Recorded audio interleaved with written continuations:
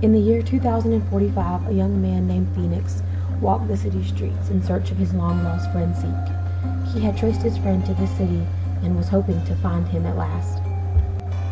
The neon lights on the buildings flashed brilliantly, distracting him and pulling his attention away from the task at hand. He walked aimlessly for a few minutes, mesmerized by the luminous signs and the noise of the city.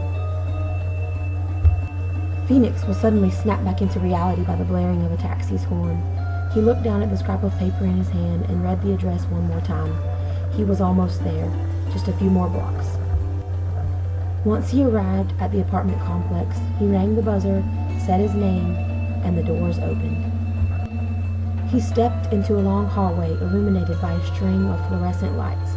He walked down the hallway to the door that read 502.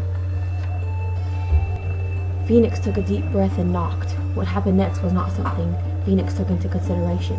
All of a sudden, a bag was over his head and he was being handcuffed and taken into the room, and that's when everything went dark. The next day, Phoenix woke in a daze.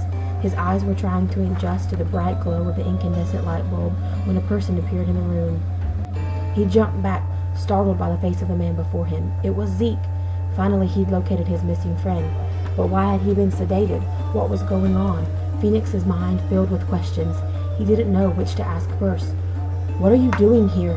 What are you doing to me?" Phoenix asked. "Are you okay?" he said to Zeke. Zeke looked at him and began to speak, but couldn't seem to find the words. "Why are you here, Phoenix?" Zeke finally asked. "I'm looking for you," Phoenix answered. "I've been looking for you for 5 years. Where have you been? Why did you leave?" Phoenix asked, nearly yelling now. "You shouldn't be here," Zeke stated. "It's not safe for you." Suddenly, an alarm rang out and Phoenix woke up in his bed, sweating and anxious. He realized now it had all been a dream. He was back in the year 2014 and he had to get ready for school or he would be late again.